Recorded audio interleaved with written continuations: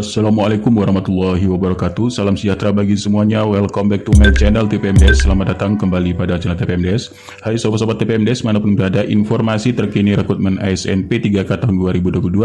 Nah, sobat-sobat TPMDS, ini ada informasi terkait dengan penilaian kesesuaian observasi bagi P2 dan P3. Nah, penilaian kesesuaian observasi ini sudah ada di aplikasi Bapak Ibu ya. Itu waktu penilaian akan dibuka pada tanggal 27 November 2022. Ini pukul 00 waktu Indonesia Barat ya. Ini sekitar 7 hari 11 jam 51 detik. Nah, ini sesuai dengan yaitu jadwalnya, yaitu 27 sampai 28 November ya. 27 28 November, dan nanti untuk penilaian dari Dinas Pendidikan dan BKPSDM ini yaitu 29 sampai 3 Desember. Nah, Bapak Ibu, apa yang perlu dipersiapkan? Ya Bapak Ibu, di sini persiapannya hanya nanti melihat dari wawancara Bapak Ibu ya. Jika diperlukan nanti akan ada wawancara, tapi di sini karena waktunya singkat Bapak Ibu, 27 28 ya.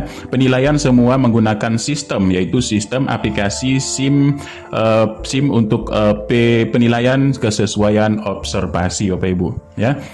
Jadi tidak mungkin ini satu persatu ini beri pertanyaan atau lain sebagainya, tapi ini langsung yang bekerja adalah yaitu yang kepala sekolah, pengawas sekolah, dan guru senior, karena waktunya hanya diberi 2 hari saja Bapak Ibu. Dan ini 29 sampai 3 Desember ini penilaian dari kepala dinas dan BKPSDM. Nah, nanti untuk pelaksanaan yang umum Bapak Ibu, yang umum ini pelaksanaannya yaitu di tanggal 16 ya untuk CAT UNBK ya, 16 sampai 21 Januari.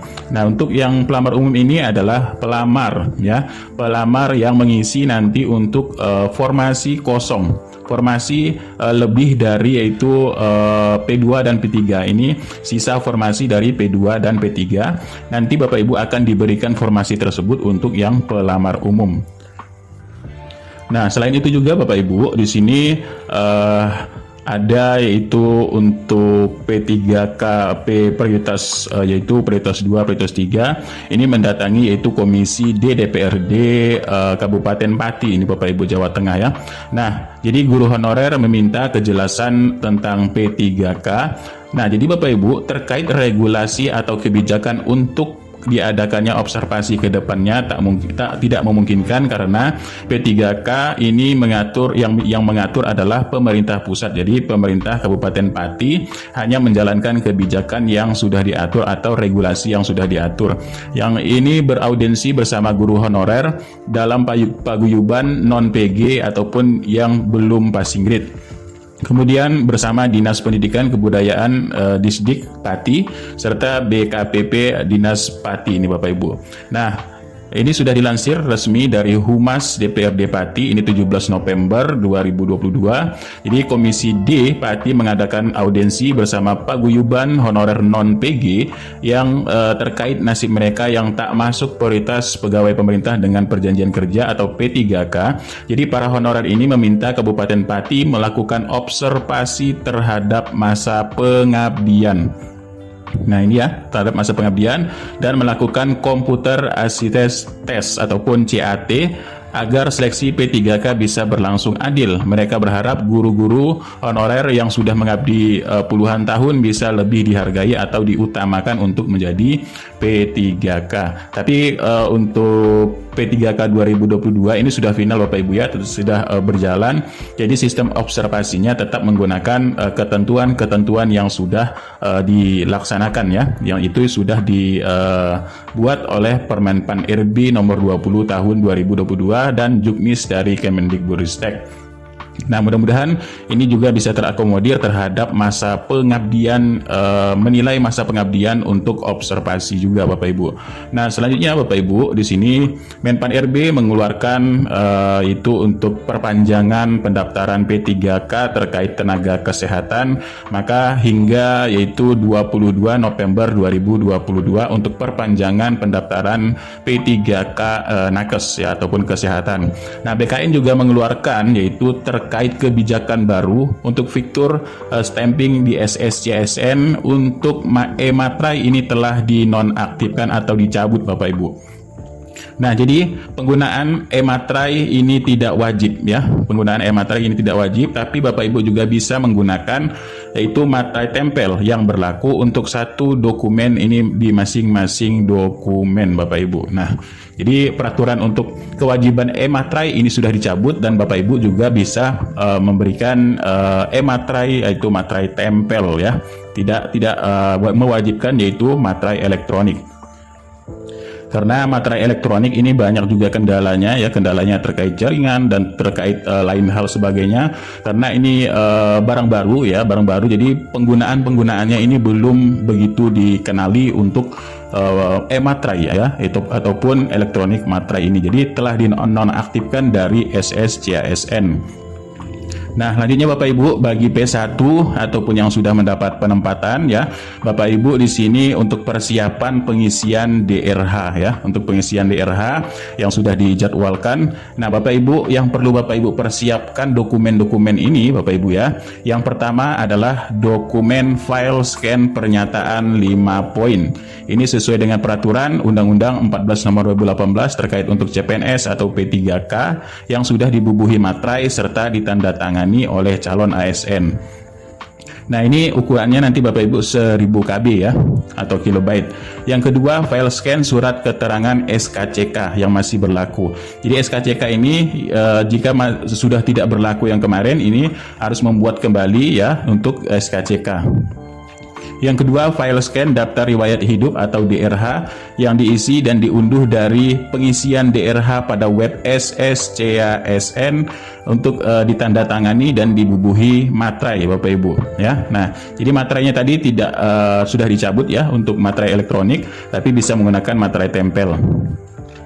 Yang keempat ya, scan bukti pengalaman kerja yang ditandatangani atau fotokopi legalisir oleh pejabat yang berwenang. Misalkan Bapak Ibu menggunakan SK kepala sekolah ya. Jadi ini harus ada legalisir, fotokopi legalisir dan yang asli ya. Ini dilegalisir yang berwenang, artinya Bapak Ibu bisa melampirkan yang asli, bisa juga melampirkan fotokopi legalisir pengalaman kerja. Ukurannya ini adalah 1000 kilobyte.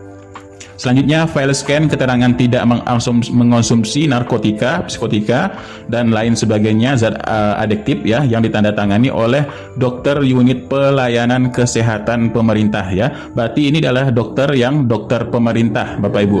Dan ukurannya adalah 1000 KB kilobyte ya. Selanjutnya, file scan surat keterangan sehat jasmani rohani dari dokter yang berstatus PNS. Jadi dokternya ini harus berstatus PNS atau dokter yang bekerja pada unit pelayanan kesehatan pemerintah. Ini surat keterangan sehat jasmani atau surat tidak mengalami gangguan jiwa atau ya di sini. Kemudian file scan ijazah terakhir Bapak Ibu, ijazah pendidikan asli ya. Ini file scan ijazah pendidikan asli, ijazah penyetaraan dikti untuk lulusan luar negeri yang digunakan untuk melamar SSCASN kemarin Bapak Ibu.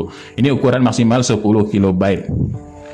Dan file scan transkrip nilai yang digunakan dalam melamar SSCASN kemarin, serta file surat lamaran SSCASN yang ditunjukkan ke instansi yang dilamar ya. Jadi sistem akan menampilkan surat lamaran pada pendaftaran jika ada, yaitu ukuran maksimal 1000 kilobyte, dan fast foto formal terbaru dengan latar belakang merah ukuran 500 kilobyte ya. Nah, ini yang perlu Bapak Ibu persiapkan untuk dokumen-dokumen pengisian DRH serta untuk penetapan NIP Bapak Ibu ya. Nah, jadi file surat pernyataan 5 poin seperti ini ya, 5 poin surat pernyataannya. Kemudian ini poin 1 tidak pernah dipidana, poin 2 tidak diberhentikan dengan hormat ya, ini sebagai karyawan ataupun sebagai pegawai swasta dan lain sebagainya, TNI, Polri dan lain sebagainya ya, dan tidak berkedudukan sebagai ASN ataupun tentara dan lain sebagainya, tidak menjadi anggota pengurus parpol ya, praktis yaitu bersedia ditempatkan di seluruh negara kesatuan Republik Indonesia atau negara lain yang ditentukan oleh instansi pemerintah. Inilah yang dinyatakan yaitu surat pernyataan 5 poin. Nah, selanjutnya Bapak Ibu, Ini surat dari BKN ya, BKN untuk kelengkapan dokumen pengusulan NIP sudah ada di sini ya, yaitu surat pengangkatan dan lain sebagainya. Inilah yang perlu dipersiapkan Bapak Ibu untuk pengusulan NIP untuk pengisian DRH ya. Dan untuk daftar riwayat hidup ataupun DRH ini sudah ada di aplikasi SSCSN. Nanti Bapak Ibu sini sudah tertera nama, lain sebagainya. Nah, yang ada kode tanda bintang ini maka akan ada ditulis tangan di sini Bapak Ibu. Ini kode bintangnya. Nanti ini di aplikasi langsung tertera ya Bapak Ibu, pendidikan, kemudian kursus, riwayat pekerjaan dan lain sebagainya. Inilah yang dinamakan DRH yang akan diupload ke pengusulan NIP tadi Bapak Ibu ya, di pengusulan NIP. Dan surat pernyataan di sini. Ini ya, untuk surat pernyataan Bapak Ibu, itu pernyataan 5 poin tadi Bapak Ibu. Nah, itulah sedikit informasi terbaru untuk P3K. Mudah-mudahan ini sedikit manfaat. Kurang lebihnya mohon maaf. Billahi taufiq wal hidayah. Wassalamualaikum warahmatullahi wabarakatuh. Salam sejahtera bagi semuanya untuk sobat-sobat TPMDS dimanapun berada.